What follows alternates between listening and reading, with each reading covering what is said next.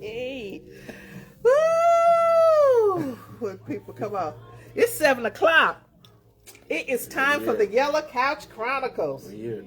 We are here. I'm going to let one person jump on, then we're going to just let it rip, Xavier. Do it. One person on. They'll start popping on in a minute. Because I've been trying to be consistent. The month of May, month of May was kind of rough for me. But I'm back, and I got my whole July is filled up already. And I'm working on August with my guests. Yeah. All right, welcome to the Yellow Couch, y'all that are popping on. Welcome, welcome. I am so happy to have a good friend of mine, Xavier Q. Smith. Now, what's the Q for? Middle name. Middle initial. It's just initial? Mm-hmm. It's not. That's what I asked your mama. Darius. Darius. Okay, well, that's nice. That's nice. Oh, yeah. Well, y'all, I have Mr. Xavier, y'all. He is a very busy young man. And I love to see our young men out in the community doing something positive. Yeah. So I'm gonna just give you, he got a long list, but but that's good though. That shows that you are consistent in what you do. Now he was born here in Anderson. You want me to tell your age? Yeah, you can tell. He's gonna be 30 in 10 days. 30. Yeah, and 30. He's filled with positivity. And that's what, when we were talking, that's what made me think you were older. Because your knowledge, your wisdom, you have a spirit of maturity, very much real mature. So when you said you was 29, I'm like, what? 29? Oh, yeah. He's an entrepreneur. That lets me know Miss Yashika raised you very well. Oh, yeah. Yeah. Pretty sure she's on here. She is, yeah. So you're an entrepreneur and you own a business, yes. Right? Okay. Yes. I'm just gonna go over a few things. And you love to work with the youth. Locked in. Okay. We're gonna get into that. And then your faith. And you advocate for families. And you share your personal testimony. Now, I'm not going to get you to share all your testimony, but I do want you to tap in to what makes you do what you do. So I want you to share with the people what makes you do what you do at such a young age. Oh, yeah. Man, first and foremost, appreciate you. Oh, you're inviting welcome. Me and having me. And, definitely thanks to your audience, man. It's a lot. It's a lot when you talk about the gift that I have and where I'm at in life. All praises to the family. Right. My family first, God first. They supported. They done showed up for me. That's a plus. They definitely done helped me get out of some places in my life where, I was shy and timid and, trying to find my way. And it really led up to where I'm at now with trusting the process, and I think really that put me in position to go further and, mold myself to pour back into others. So it's a starter to where I'm at in my life now. So I really just think that, with the covenant and covering of people, right. They have got me to a place where I can, really thrive and do what I want to do and really see what's out there for me. Yeah. You said something that was really stuck out to me is when you said when your family covered you. It takes a whole village, and I think I have talked to other guests, and I think that's a lot of what the key of why we have the issues we have with our youth in our community. Yeah. The old school, everybody talking about that's old school, but some of the old school stuff worked. Yeah. Especially with village, people coming together to raise a child and keep them in the right road. And it's obvious that you had a strong foundation when it comes to a village. You had a strong village. And the reason I say that because the way you talk, the way you carry yourself, you had a good grandmama and mama, I'm sure. Mike had a great grandmama too. Oh man, them wise. They, and I'm pretty sure they don't hear wise, man. Wise family, yes, wise. Yeah. And that's what's important. So, do you think that's what's probably missing is when you're mentoring? And tell them about your mentorship business you got going on. But before as you introduce that, do you find a lot of that when you're mentoring what's going on it might be the absence of a connected family? Oh yes. Well, I mean, I've been working with families and 8 years of this. I've been dealing with this 8 long years. You're only 29. 29. Yeah. Wow. That says a lot. And I think just working with the youth, it speaks for itself. You know, I deal with a population of single parent moms. And I will tell you, it's 61% of single parents right now that I know that is impacted with dealing with kids, at least like 2 or more children that they are dealing with. Don't really see a whole lot of dads, and you don't see a lot of uncles, or you don't see a lot of figures around them, because it's always the mom. So just working with kids, father absenteeism is a real thing. And I feel led to work with these kids, one, because I dealt with it. Right. Well, let me ask you, what do you think the absenteeism is about? I mean, you even said something else, uncles, because uncles have a very strong impact on children, especially when the father is not around. So even with that absence of the father and the uncle, what do you think is the missing link? What do you think is happening? I really think that it's just, I think it's a connection between the mom and, the father, and, the disconnect there sometimes involve the kids. Because I done seen it happen. It involved the kids. The kids are in the middle, and then they get the repercussions of what they are dealing with together. So once both parents split, then the kids will have to precariously take on the feeling of whoever's the most dominant parent. And I done seen that. So if you have a son and that mother is raising several sons, then 9 times out of 10 they're gonna take on the feeling of the mother, because that's the most present parent there. So like when they are looking for dad, or looking for a male figure, they are going to go out into the community to seek it. So of course, going out into the community, we know what that's all about. Domestic violence, crime, gun violence, vapes, early teen pregnancies, and then they really don't have the guidance and the people to say, hey, I can come to you when I'm dealing with trouble, or I can come to you when I'm feeling a certain kind of way. They don't have that all the time. So you only got one parent and they putting the responsibility on one parent. That's a difficult task. That's a real difficult task. Okay, you said something I want to chime in on. You was like the dominant parent, but as a father, it doesn't.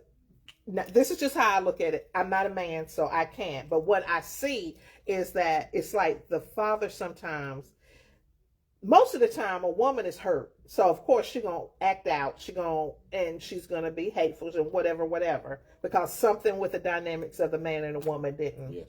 So, but going back to, and I've talked about this on previous shows about the position of the man. Yeah. Regardless if she acting out, what she gonna do? And by nature, we're gonna take care of the children. But still, that man, if he knows he has those children, he still got to take care of them children and don't take the easy way out. And my question is, what makes a man just say, I'm done and I'm just not gonna even put forth effort? That's missing. What is that link? Yeah. It's hard to say when they're not present. I mean, but what makes them not present? What makes them just check out? It's their relationship that they with the mother. Yeah. Or it might just be a bond where the kids can't connect with them. Oftentimes, I mean, if the father is not doing much with the kids, like the kids are not going to really come to them about anything because it's always led to another thing. So if a child is only looking for finances, they only gonna call their father for money. Hey, like I need some money, and hang up the phone. It ain't gonna be like, oh, I have a relationship and I can say like, oh, hey son, what you doing? Like, can I come get you? Can I come pick you up, take you to the park? Let's go to the movies, let's go out to eat. It ain't those type of fluent conversations that you want to get with a father and a son. Well, why because it's just not a thing anymore. I hate that, because that's where the link is with our children of the day. And I'm gonna be transparent with me. My father was not for. He wasn't visible, or what is the word we use? He's present. Not present. Yeah. Until I find out who it was. And so back in those days, if you don't ask no questions, children didn't ask questions. So my thing is, what makes you, as a man, help put this child out here, but then you disappear? I just wonder what makes a man. And I know men, they love their children. They do. They do. And I know sometimes us as women, we sabotage the situation. We do. I ain't gonna lie. And we have our children thinking their dad is not, when their dad may not be the best man, but if he wants to put in time with his children, we should offer that and just say something positive, find something positive to say about the man. You was with him, so it was something there. So I think, I'm not going to put it all on the man, because us as women, we can be, we messy, and we can be petty, and, but I just want to be able to see our men to stand up and say, you know what, me and you didn't make it, but this is my child. Yeah. And I'm going to put in the time with him, whether you like it or not, because 9 times out of 10, the child could act like he don't want to have nothing to do with his dad. But if your dad comes and starts putting in time with you, it's going to happen, because every child wants to connect with their father. Every child. But if us women would quit playing Monopoly with our children sometimes, let the man, he might not be the best man. He might not, but yet still, that's his seed. Yep. So I just want to understand why the man I guess it's easier too. If they keep fighting against the grain, I guess after a while you just. Yeah. Yeah. And that's what I discovered when I first started mentoring. I was everywhere. Outreach. I was working with credible speakers in the community. I was working with like the gang violence task force, like, justice systems. And that's one of the things I learned when these people was coming to the system about their children, because they were just having these behavior issues and they really couldn't take care of the kids because they working a lot of jobs, and some maybe just coming off drug addictions, whatever the case might be. And I learned that a lot of these phone calls and a lot of people that was reaching out was really only mothers. You didn't have a lot of fathers being able to take accountability and say that they was going to pick up the phone and reach out and be like, hey, I need help with my son or my sons, because I really need it. Like, not because they couldn't handle them, but they just didn't want to take initiative to get the help for them. Well, you know what? I think us as a society, and especially us in the Black community, we need to change the narrative. We help mothers, but there are men out there that are wanting help, but they won't ask because we make them feel shame.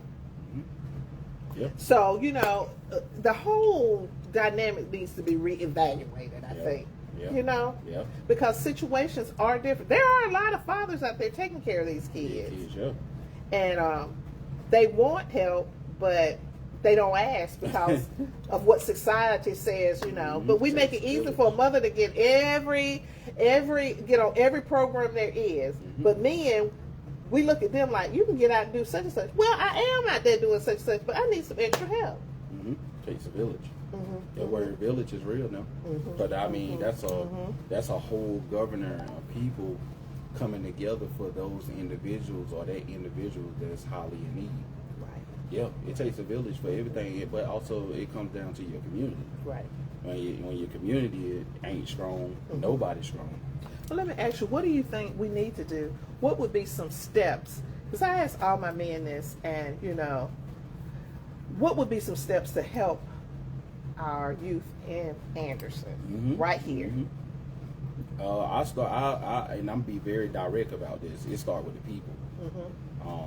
And when I say it, I say it wholeheartedly. It's not about the organizations and about all this funding and how you can type and how you can put paperwork together. It ain't about that, man. I mean, it's just all about it. We all coming together as a unity.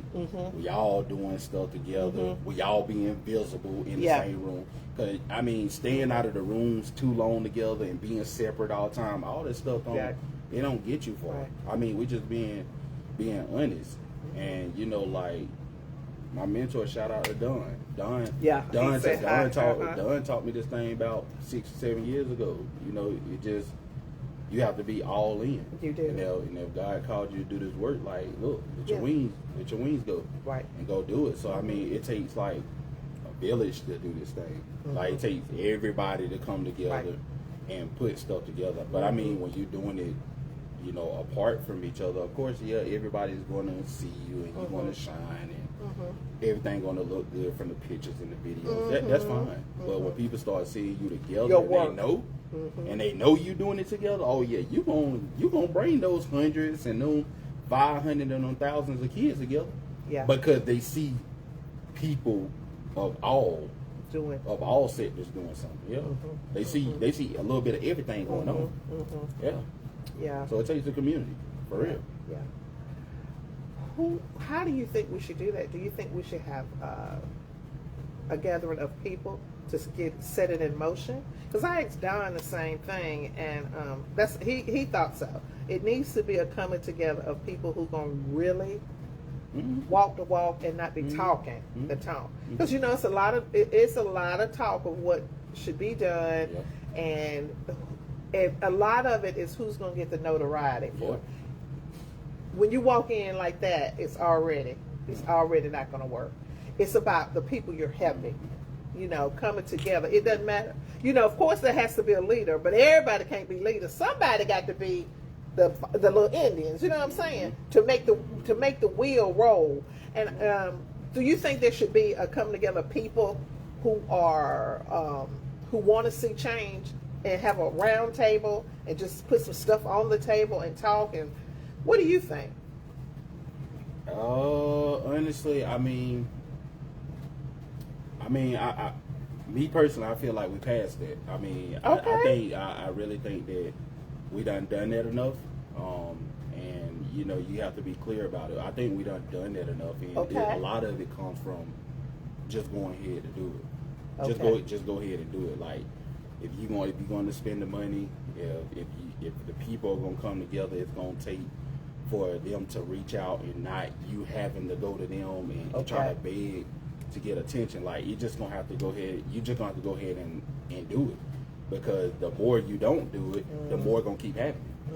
And of course you see that it's very obvious. I mean, we done had 6 to 7 different deaths in Anderson within the last 16 days. Woo! Think about that. That's 2.5 weeks. I mean, like, where are the leaders? Like, I mean, literally, where are the leaders? Right. It's more than it's more than me just out here. I mean, I see it. Other people see it. I mean, we are all servants, and I just feel like everybody needs to be all hands on deck. Right. Whether you in the churches, whether you're a minister or you're a deacon, I don't care what you is. I don't care what your titles are. I just feel like everybody need to be all hands on deck. Cause once the kids see that, oh man, kids' lives are being changed. Kids can become a doctor. Kids can become, the president. Kids can go to trade school. Kids can go to college. They can do all of this stuff. Once we put our minds and our hands of service together, God going to touch that thing. God going to actually bless that thing. So it's like how do you see that happening? What do you think what would the next step be to make that happen? Just doing it. When you say just doing it, when you mean doing, what are we doing? Like getting everybody together. We put this thing on pen. We put pen to paper together. We we talk about it, we discuss, we meet about it, and once we figure this whole thing out and what it's going to look like, we just go ahead and do it, and we put it out there. Yeah, and and of course we want to maybe talk to some folks, whatever the case might be, whether they're in a high position or not. Want to talk to some folks to get some things maybe solidify, like a building, or to use the space, or whatever case, and that's okay. Well, I've already volunteered my space here. So I think I told Don, and I know I told Marcus Scott that if we need to rally together to put whoever's going to do what they're going to do, they say they want to do, I'm opening my space for them, so we don't have to run and try to find a space. I'm opening my space for it. So if anybody, if we're going to be serious about stopping some of this crime and death and things, right here in Anderson is too small for what we have going on in our cities. And it's getting to the point where we're, as a community, black community, we have to look out for ours, because they're definitely not going to look out for us. And so, we can't keep waiting on, like you said, we can't keep waiting on the churches. We can't keep waiting, because if we keep waiting, more deaths are going to happen. So, like I said, if I need, and like I think I told, I don't know if it was Mark or Don, one of the men that came on, I said, I don't want to be the front runner. I want my men to run this, because I think if we put our men go to the forefront, I really think Anderson City and Council will listen. Now, we as women, we are organized. Y'all know that's what we do. But we need to rally behind the men, because I don't think they'll take us seriously, and a lot of the community won't take us seriously if it's all women. But when they see our black men taking their position, being serious about what we're about to do in this community, and we don't want to just say it's only for the black, but the majority is. I mean, let's just be real. Yeah. I mean, we want all of Anderson to be cleaned up, but we got to look out for our own. And so once I think, and I really truly believe this in my heart, that when Anderson City and Council see that times are changing and it's time for us to stand up. Because black people, we ain't really, we kind of just don't let Anderson kind of much do what it wanted to do. And I don't mean to be over talking, because I know this is your thing, but I was on Facebook earlier, and they had some kind of thing downtown commemorating something. I've seen it.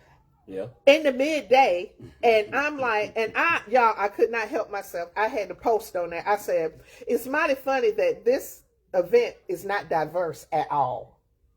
It was not diverse, and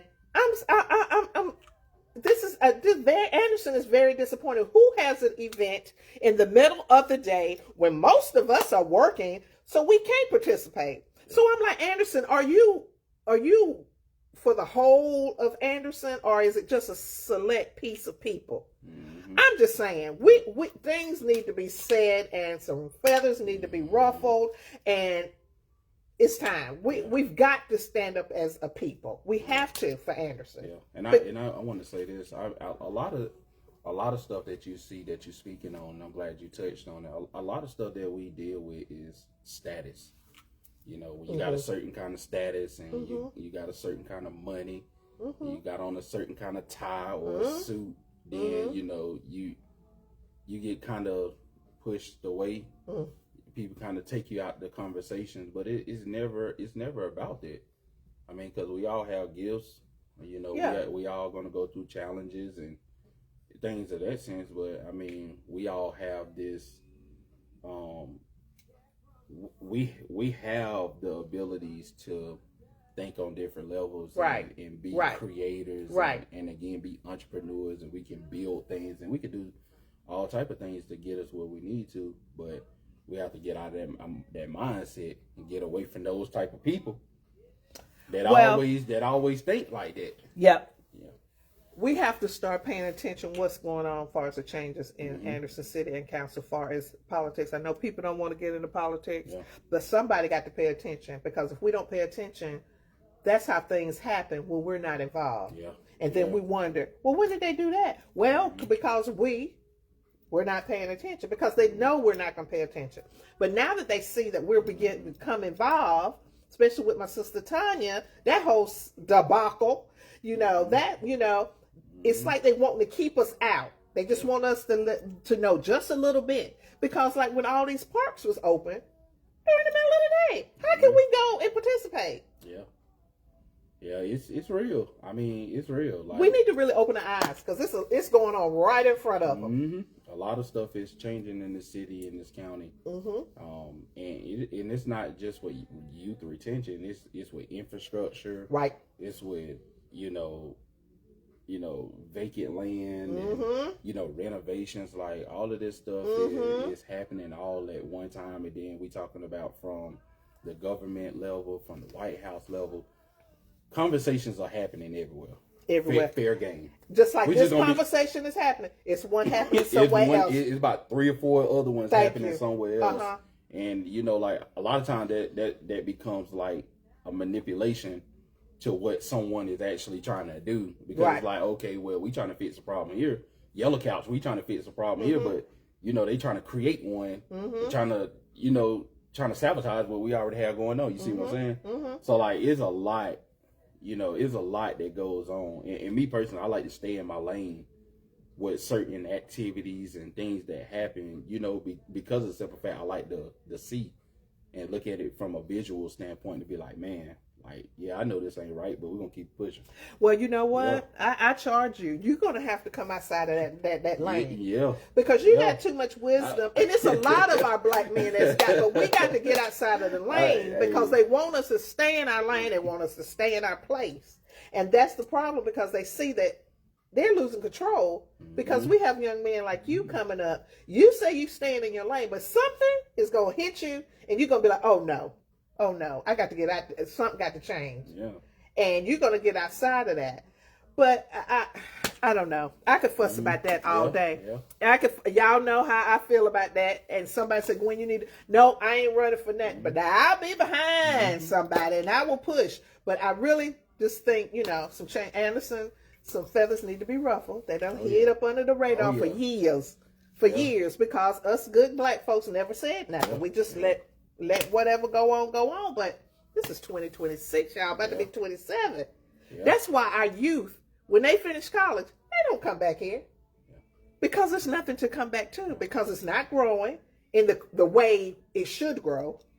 Anyway, we're going to talk about something else. Because, honey, I'll get started on that and we'll just be all over the place. But tell me, so, okay, so we were laughing earlier about... So I ain't gonna do it to you. Yeah, it's fine. It's fine. Yeah. Oh my God! But okay, because I was saying, you're gonna be 30, and I'm just like, what is it? What's the dating scene like for your age? I mean, probably no different from mine. I'm 50-something. So what? Oh man. Ooh. I mean, y'all know I gotta put them on. I got you to. Gonna put me on the spot. Oh, I got to. Dating game is different, man. I mean, Ooh. it's different. And like it ain't the bash anyone, So anybody, we just anybody out here, we just talking. But I mean, it's different. I mean, I think the biggest thing is commitment. I don't think a lot of people want to commit anymore. I mean, when you say commit, what's commit? Okay, so are you a millennial or are you a Gen Z? Where are you? Oh, Lord. I think you're millennial. I think you're one of them. I think you're on the end of the millennial. Because if you 30, you on the end. But y'all have a little bit more sense than. But y'all different too. Because I look at China and I be like, oh boy, what? Oh boy. But y'all are very knowledge-able. Y'all know a lot of stuff. Y'all read a lot, and y'all pay attention to a lot of stuff. And y'all look at us and be like, why are you doing it like that? Because I'd have been doing it for years. But mama, I don't want it fixed. But what I'm saying is y'all pay a lot of attention. Yeah. So you say commitment. Mm-hmm. What is commitment in your eyes? Commitment, it's what you want to see, and it's what you want to happen. Like if you gonna commit to something, you still going to decide at the end of the day, like, if I make this commitment, what's gonna have to change and what's gonna have to happen and what kind of personal sacrifices I'm gonna have to make and what kind of hard conversations that I didn't want to have. Now I'm gonna have to start having with this woman or this man. Like, that's really commitment, though. I mean, people can make it hard and people can make it difficult, and some people just have it just been taught, right? Commitment, because they never seen commitment either. But over time, you're gonna have to learn that. I mean, the same way we commit to our jobs and our businesses and commit to our money and all of this stuff. Relationships, because relationships can be of many people. But if we just talking about romantically or relationally, that's gonna take some growth in you. Well, let me ask you: do you think relationships will go back to when? I mean, I know, like, I was somewhere and somebody said they had been married 50-something years. I'm like, golly. Yeah, that's all life. And I'm sure they had their ups and downs. I'm sure they broke up. They probably got back together. But see, back in those days, they got back together to make it work. Now we like, I'm gone. So you don't think we don't try hard enough for we don't fight for what we want to have, right, or want to keep. Do we concentrate on what we're losing? Because you're losing when divorce is ugly. So you're losing. Yeah, in a sense, we live in it's 2026, and I mean, you can't make justifications for everybody, but again, it's what you wanna. Right. Now I know somebody beating on somebody, but I'm talking about if it's something petty. Yeah. Like money issues, or I mean something that you can make it work if you really want it to work. But I'm not talking about physical stuff, but I'm just saying, I don't know, I just don't think we fight enough for stuff. I don't think both sides. And I'm just saying, period. We just don't fight as for our love anymore. And that's another thing. You got to love. Do people love anymore? I don't think they do that either. They throw that word around, though. I know. They throw it around, and you have to be careful too about how you say things like that. Because emotions and feelings is attached to that. But I always learn feelings can change. Your mom said communication first and being consistent. Sis, I agree with communication, you 100%. Effective, and I would say effective communication. Because effective communication, just be direct. Yeah. You got to be direct about what you want, what you need, what you're not going to tolerate, what you're going to deal with, all of that. And then boundaries, then keeping it consistent. Right. Your boundaries got to be put in place. Right. Right. So, they saying is you what's the saying? Is you go after, you make time for what you want. You want to make time for it. Yeah. Yeah. That's a big thing now. Because, people always moving, shaking, doing something. And I catch myself, it's all about grinding, what the next thing and grinding. And then you meet someone and then you like, okay, I like them. Now I got to figure out how to make time, especially when you've been single for so long, but you want somebody, but then you like in the midst, and then they calling while it's not a convenient time. You're like, so you, and then sometimes you'll forget to call them, or they'll forget to call you, and then the next thing you know, it's a week, and then that's true what they say, ain't it? Yeah. But if you really connected with that person, and you really want to be, get to know that person, you're gonna you'll make time. I mean, everybody have a phone. It ain't that hard. It ain't that hard. I mean, you can just say, hey, just checking in on you. Hey, I just want to lay my eyes on you. Where you at? Let's go get coffee. It's simple words. I mean, even if you is in a rush, or even if you got stuff to do, it's the simple things that show somebody you appreciate them. That's right. Sometimes I just want, to make me laugh, or I make you laugh. I know you're busy, but can we just at least go get a cup of coffee for a hot second? Make it funny. You make know it funny, or something. Just send an emoji. Or something. Send in something. But don't just leave it in crickets. Like, you be like, well. Because I feel like once you talk with someone, and then let's just say you talk to them a day, and then 2 or 3 months later, y'all connect back, like, you done lost them in them 2 or 3 months. Them people done moved on. Right. They done found Yeah. somebody else. They done went on. And They done did what they done did. Yeah, Man. and you don't even know, and you still at A, and they done went all the way to Z, and you like, wow. Damn. You just sitting there, you still thinking, and they done went on. Yeah. I don't know. I don't know. The world has changed so much. Let me ask you something. What do you, I've been hearing a lot of stuff about CERN, CERN. It's some kind of machine, and they said that look it up, and we're gonna talk about it. Because me and China was talking about it, and it's some kind of machine that they're recalibrating it. They done stopped it for 2026.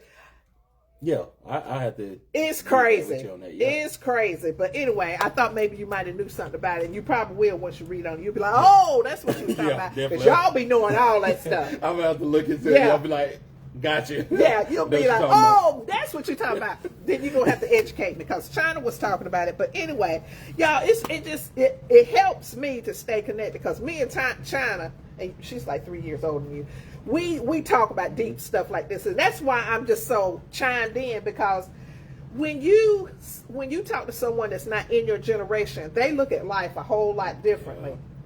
And sometimes, we can learn. We get so stuck in what we think is right, and they come up like you say some stuff to me like, oh, okay, I never thought of it that way. Yeah. You have to sit down with the next generation behind you and just talk.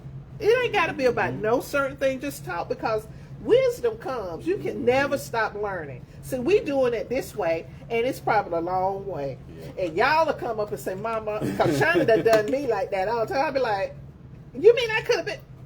And then life. Y'all enlighten us about what's going on in the world. I'm going to say this to you.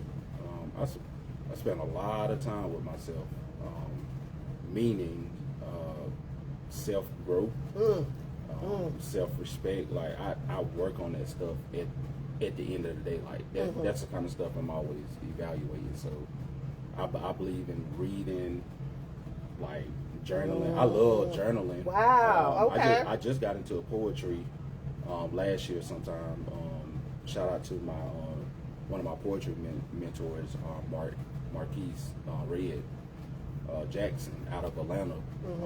He was one of my mentors, and I found art and poetry. So now I'm doing a little bit of poetry. Hopefully, I get out there and actually start doing some shows. But I don't even want to do no shows yet, because I'm already here with kids, and then I got all this other stuff going on. So like, I want to eventually start putting the poems out there. Because I saw Kevin on here, Kevin Pickens. Yeah. Kevin, shout out to Kevin. Yep. That's my guy right there. Yeah, Kevin. Y'all need to get together where y'all can have a poetry singing. You know how they do that? Man. Anderson needs something. Honey, y'all can come in here. Y'all can come in here on a Friday night, baby, and we can do it. Set up. Kevin different, you man. come up in here, you sing, and you say a little poetry, and us old people, we'll sit back and chill, because that's all we want to do. And just absorb the vibe. I'm serious. He laughing at me. He don't even know y'all. Man, he don't know how crazy I am. I'm telling you, y'all. I mean, Kevin, holler at Auntie, because we need to do something. I mean, because it's evident we have to make excitement or culture around here, because it's not out here for us. Yeah. It's more within. Yeah. And I got this space. Kevin can sit up back there and sing with his band to his heart content, and I can invite people in, and we can, it ain't got, maybe once a month. It ain't even got to be every Friday night. Once a month, first Friday. I don't know. Kevin, holler at Auntie if you still on now. I'm definitely gonna hold something else. So if he done got off, let him know to call Auntie.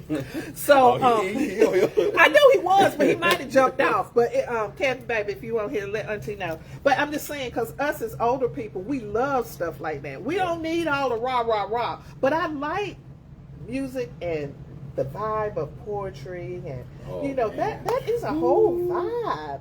I done written 6. See, you need to be up there. Shika, me and you'll cheer y'all. But yeah, he got some stuff. Shika, we'll cheer him on. Yeah, and that'll open the door for other people who might be doing it like you, but don't feel like they ready. this would be the open mic night. Yeah. Yeah. Think about that. Okay. Y'all know my mind always. I'm always thinking about I'm like that too. My mind do be going. That's why I wake up tired. Yeah. Because my brain done went all night long. I done thought about 500 things.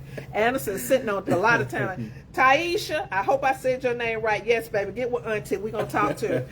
I love my young people. I do. I love my young people. Because, y'all, if somebody don't move, then we're going to stay stuck. Yeah. We're going to stay stuck. And I'm old, y'all, but I'm willing to help y'all. Well, y'all just tell me what you need me to do. But, well, anyway, what you want to talk about? What you want to share to the people about what your plans for yourself in the coming? Because you get ready to turn the big 3-0. That's a stepping stone. Yeah. That is. And you know, because in this time and age, men ain't making it to 30. Man. You know. Time is it's getting cut short out here. Yeah, I hate to see it, and you know, your lifestyle is your lifestyle, but sometimes you gotta look at this thing from a bigger picture. Yeah. You gotta look at this thing from a bigger picture. You got to ask God, Lord, I want to see wherever you at age 30, 35. I want to see 40. I want to see children. You know, we have to speak those things because the enemy is not playing out here with our black men, and they're taking them out. Yeah. And it's crazy. Yeah. So tell the people where you see yourself when you turn 40. Man, it's a long time. Oh well. Look, it's a long time to 40, but well, I start with 30. I ain't there yet either, but and the reason I said 10 years is because that's going to give you a goal. You're speaking. When you say whatever you're going to say, you're speaking where you see yourself at 40. Yeah. And if you speak it, God going to grab it. Oh, yeah. And he going to start setting the footsteps. He goes the pathway to what you need to do because of what you said out your mouth. So I need to tell him. Oh, yeah, definitely. Yeah, family. Have my own family. Be married. Kids. Man, just be wealthy. Definitely want to be wealthy, not rich, but I definitely want to be wealthy where I'm able to provide, show up, leave some legacy behind. Give Sugar some grandbabies. Well, she might already have some. I still don't have no kids. Okay.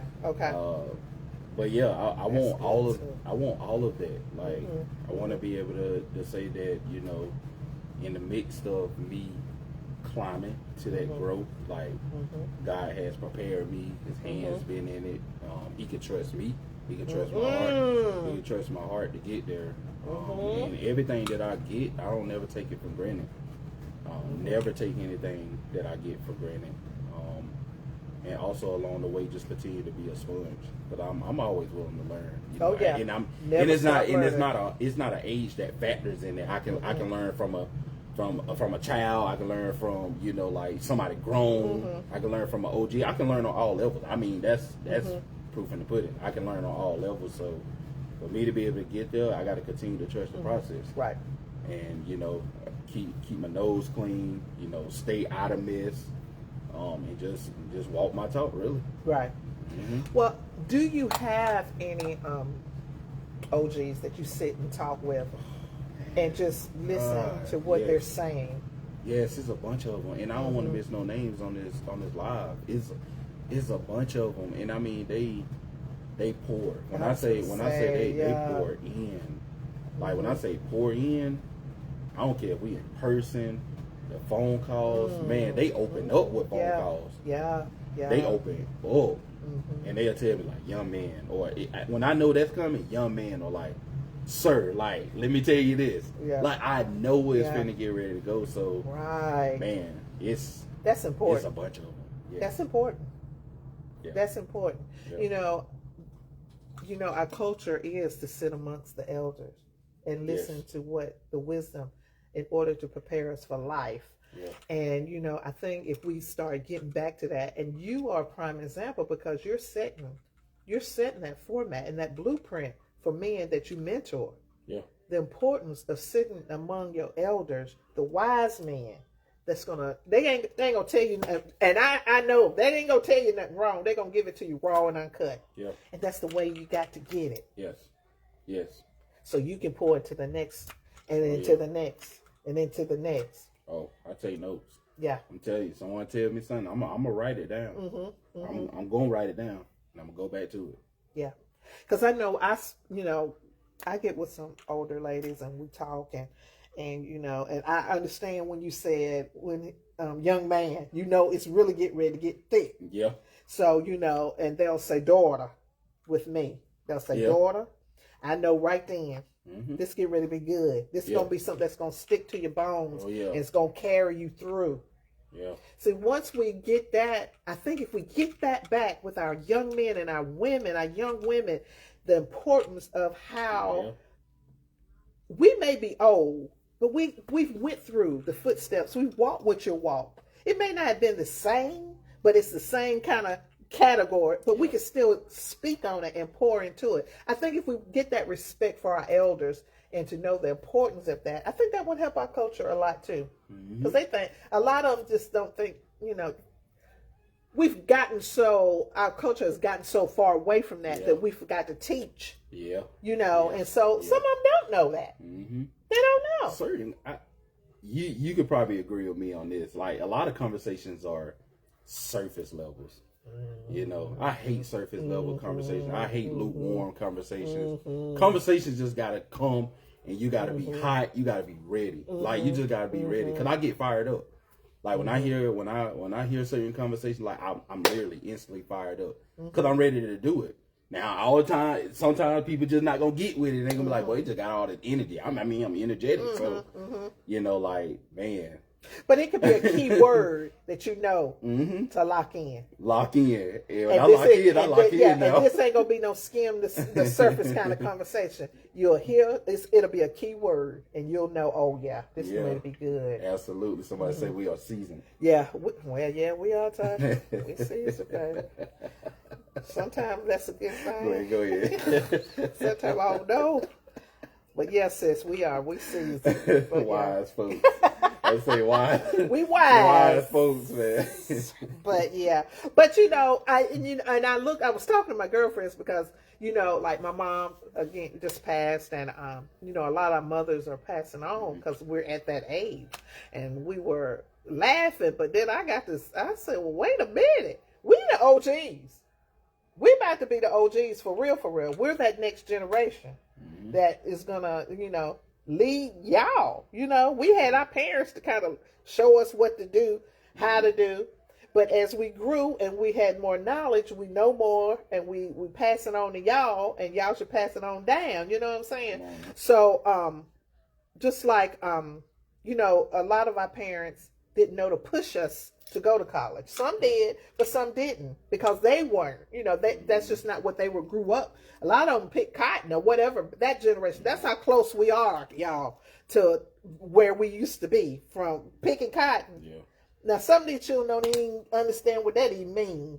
I mean, I know you do because you're not that far apart. But like my little nieces and nephews, they hear it, but they don't have no concept because they don't teach it in school. You know what I'm saying? So yeah. And it took a lot from my school systems too, mm-hmm. and I think that kind of has meant a lot. Kind of pulled back back from the learning of our youth and our future leaders and cultural, and it changes a whole lot of stuff where people are brain fog. People are still trying to figure it out. Let me ask you this. Now, I did not like. It's not that I didn't like Roots because how transparent it was. Mm-hmm. But I think every person should see that movie. Black, white, green, all. I think everybody should see that because it's like our history wants to be swept away like it never happened. Yes. I think we need to all see that. Yep, it's rough now. Yeah. And we're gonna be mad because we've developed more than our parents because they kind of understood it more because it was closer to their grandparents. Was that? Yeah. You know what I'm saying? But us, we done got so far away because we done went to college. We done got careers. We got running our own businesses. We have become into our own. Yeah. And so we don't look at them like they did like in the 30s and 40s. We ain't them people. Yeah. Yeah. So, but I think that needs to be seen. Yeah. Every race needs to see that. See that, yes. And even getting back to the times of like movies like Fresh Prince of Bel-Air. Family Matter. The Jeffersons, like I mean, Cosby Show. Like, we can keep going because those movies show unity. Let's just be real. They show unity. They show transparency. They show togetherness. They show tranquility. They show all. I think that should just graduate up and up to where. I mean, this is where we came from, but this is where we are. And this is what we can be. Yeah, it's a difference. It is. It's a difference. Yeah, it is. It is. Yeah. But again, us that know better, we got to open our mouths. Mm-hmm. We got to open our mouths to make a movement. A movement is when you move and you open your mouth. That's when the movement happens, and you're consistent with it. Yeah. Oh boy, I'm about to go back over there again, but I'm not gonna do it. But this is the time where you can ask me a question.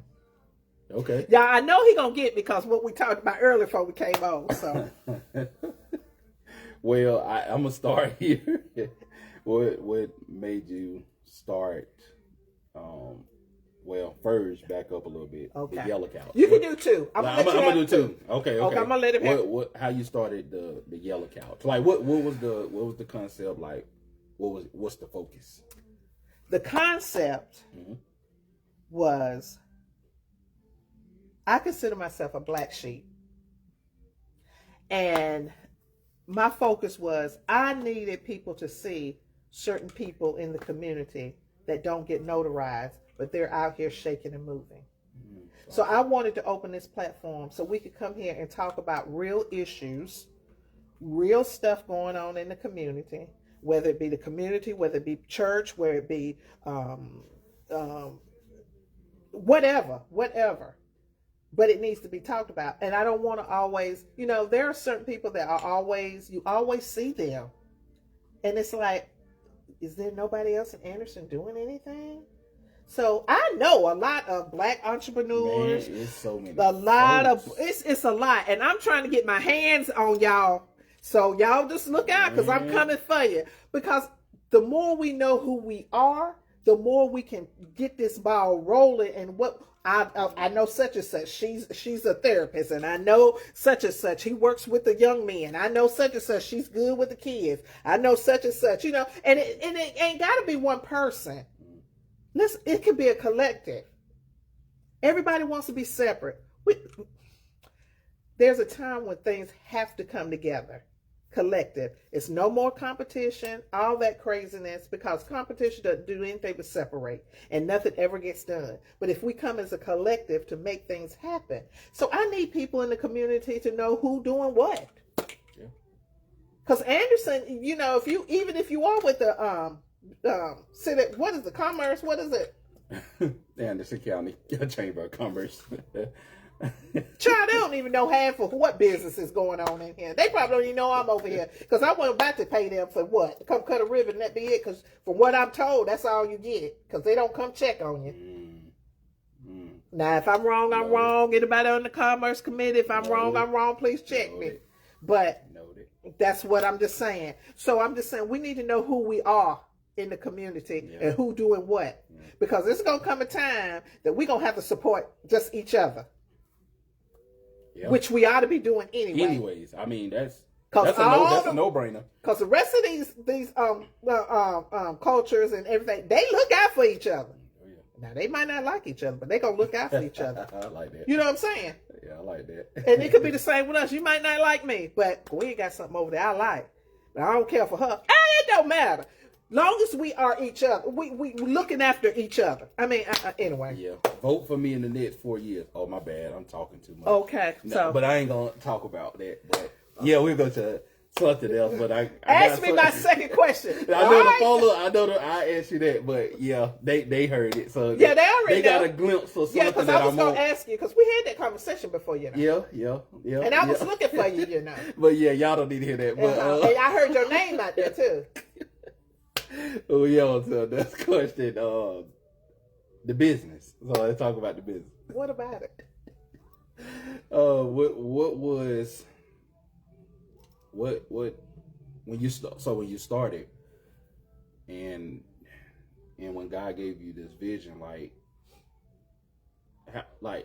what did it take you? Like where where did you see this going? Like, if Okay. that made sense, like God Okay. gave you the bit where you had to map it out, you had to plan, and you had to see like, hey, is this something I'm gonna follow up to? But when it finally clicked and God just said, just go ahead and do it and just trust that I guide and I provide and I give you the finances and all of that. Like what?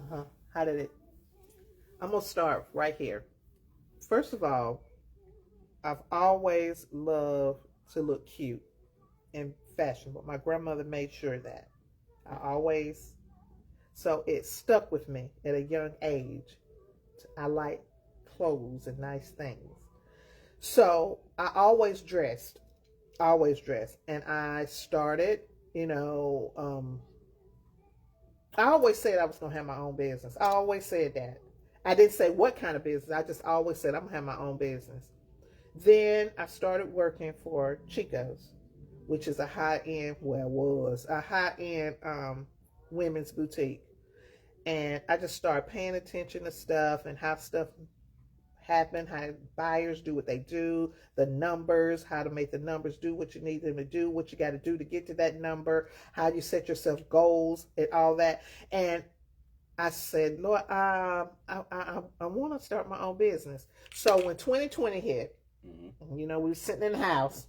So God started talking to me and he was like, okay, this is what we're going to do. What is it that you want to sell that you know that you are good at? And I knew I could put somebody in a old sack and they gonna look good when I get finished with them.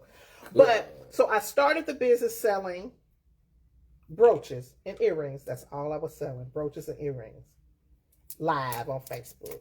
And I got my clientele. I started, for those that came up with me, y'all know how we was every Thursday, 7 o'clock.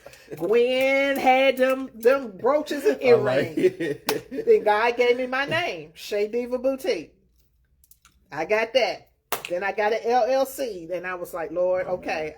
And I was like, I'm ready I want my own boutique. I want a boutique. That was always the end game, to have a boutique where I could put up my pretty stuff and, ladies could come and touch and feel and have a good time and everything like that. But I didn't want to let Chico's go because I was making some good money in corporate. So I was doing that and doing that. So I was doing pretty good. I hear a lot of people. So that some good money. But that lifestyle, but I got used to that lifestyle. And the Lord said, you're going to have to let one go. And I was like, ain't not. And he was like, I done blessed you with the storefront. So what you gonna do? Because you know this what you wanted. So why is you still going back and forth working with that? I wouldn't let it go. My aunt got sick and my mama got sick. Had to leave. So that's why I tell people, when God say move, just move. Because if you don't move when he wants you to move, he gonna make you move, but it ain't gonna always work out in the way you think. And so, unfortunately, that's what happened with me. And I had to. Yeah. But and he said, if you just make one step, I got you. And I finally made that step, and God has truly been with me every step of the way. It ain't always been easy, but I know where my help comes from. That's my verse. Because he ain't gonna let me fall. And so that's why I want to open up to people, because it's not only about the boutique, it's ministry to me as well. Because when women come in, sometimes women just talk to me and just say all kinds, say stuff to me, and I'd be like, wow. And then I just, in my mind, while they're telling me, I'm like, well, Lord, if I'm supposed to speak back into this, give me the words to say. Don't let it be me. Yeah. So that's kind of, in a nutshell, that's kind of that's kind of how that came together. Hey, Antoine. Yeah. Look at Knox daddy. Ain't it such a blessing when God can just spin the block on you sometimes just to teach you a lesson? Yeah. God, but I'm gonna tell you, the lessons sometimes don't be good. So if you need to avoid them, you need to go to move. Move when he say move, baby. Because he gonna get the glory out of you one way or the other. Yeah. So that 4-year thing, I need you to be honing in on that because we need a change. Yeah. I heard a quote the other week, and it said, God sometimes open up the doors to show us there's nothing back there. Y'all I don't really think people y'all hear that, heard right? that. I'm gonna say that again. God opened the doors to sometimes show us there's nothing back there. Like it's real. I mean, because sometimes we pulling and we rushing and we want to get through there fast, and we want things to be microwave processed, and when we open it, it's just like empty. It's dark, you know. Like, so it's important to be patient. Yeah. Like it's always important to be patient. Prayer. You gotta pray. You gotta open your Bible. You gotta get into the Word. You know, you gotta get in the church. You gotta lay on your face. Lay on your face. It's okay to throw your hands up. You know, those kind of moments. Like, y'all know me. Look, it's okay to do it. Like, yeah. I mean, it ain't no shame. God done been good to me. Literally, yes. Yes. And I ain't gonna let no rock holler out for me. Yeah. Yeah, you got to. That's if you really want it. Because now when he feel like, if you really want it, he gonna say, what you gonna do to get it? What you got to show me your faith. Yeah. And you got to trust that first. My. Yeah. Now, I don't know, Xavier, you gonna be a preacher. I done heard it. I done heard it. Look, I done heard it. Who did you hear it from? Was it from people or was it from the Lord? People. Okay, when the Lord tell you, you run on. But I all right now, because I'm just saying. Look, I done heard it. Look, I done got the youth pastor. I done heard it all. The youth pastor, the preacher, but you already motivation and what is the Lord saying? Yeah. You got to wait and see what the Lord's saying. Yeah. Because people put you up somewhere, and then the Lord ain't saying nothing, and you done got put up there, and you will fall. Yeah. Don't let people push you somewhere that the Lord ain't placed you. Yeah. Okay? Yeah, everybody don't belong. I'm saying that to you. Yeah, everybody don't belong on your platform, and I understand that to the highest speed. I understand. But I am But you're doing ministry, though. Yeah. You're already doing ministry. With those of you. If he called me to, we'll take it there. But catch me in the next 4 years, though. Okay. Well, I don't know that. I don't know. It's going to be between you and somebody else on here. Catch me in 4 years. Okay. All right now. Okay. Y'all heard that 4 years. What year would that be? I'm going to be old. Woo, child. Okay, I'm going to be there. I'll be hollering. I might have a cane, but I'm going to be hollering for you. I mean, it's going to be cute, though. But I'm going to be there 4 years now. Okay? You got to turn on some Ty Tribbett. Okay? Yeah, okay. Yeah. Catch me in the next 4 years. Okay. But what I want you to do, and we're going over a little bit, but we're getting close out. But what I want you to do is I want you to sound the alarm that the brothers of Anderson, city and council and county, we about to make some moves out here. Oh yeah. And the sisters, we gonna be behind y'all. We ain't gonna let y'all go out there. We got y'all back, literally. Yeah. Literally. I want you to sound the alarm because you the youth. So you have to go forth and sound the alarm. So I'm putting that on you. Don, if you still on here. Yep, your granddaddy trying to wear. I can tell. Oh, yeah, right. Don, if you still on here, we gonna press you on that. Do it. Okay. I like pressure. Because it's time to move. Let's do it. I see movement is in the air, and we need to make a movement. Let's do it. Okay. Well, since you about to be a deacon and a pastor and all that, we gonna what I always do, I get my guests to close us out in prayer. Oh yeah. And we're gonna get you to go ahead and we're gonna close this thing out. Okay, let's do it. Okay, go ahead. Father God, thank you for allowing us to be here today.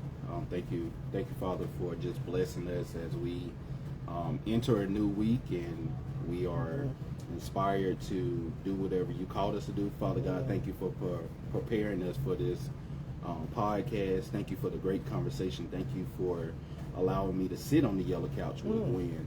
Thank you for just being an almighty God. Thank you for blessing us. Thank you for covering our guests. Thank you for just covering our people that's on the live.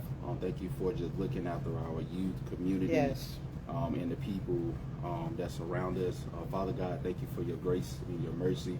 Thank you for allowing us to be able to hit our needs when times get hard and even when times are good. Father God, thank you for just being a blessing and being so awesome.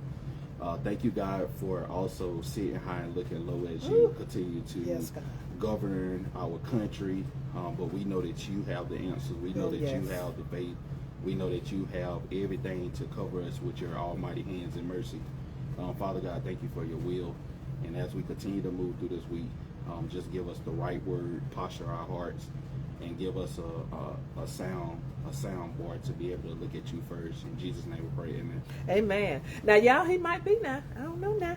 He deacon. I hear deacon. I hear deacon right now. That's what I hear. I hear deacon. I don't know what church you go to. But they might want to go on and start putting in some young deacons. Because, honey, we got some men out here want to do some work, honey. Okay? We got the amen. Okay, all right. I hear deacon, y'all. But, y'all, this was so, I had such a good time. And I hope you did. Yes, amazing. Yes, because I love to pick at y'all brains and see what y'all thinking down in there. Yeah. But y'all, I thank y'all for joining. Thanking y'all for coming in and help me support Mr. Xavier Q. Smith. He said look for him in 4. Okay. Yeah. Oh, he didn't say what, but look for him in 4. Okay. I'm going to be looking. Y'all know I'm going to be looking. I'm going to be looking real hard because you know I'm going to have it back. Look, if the yellow couch still doing this thing, I'm going to bring it back in 4, baby. But you know what? Thank you for coming. Yes. I love it. I love it. And I thank you for accepting my, invitation. And, you'll be back because it might be before 4, but definitely in 4. Yeah. Okay. Y'all have a good evening. I'll see y'all next Tuesday, same time. Gonna have a magnificent guest on the yellow couch. Just stay tuned to see who it's gonna be. I love y'all. Have a good night. Bye, y'all.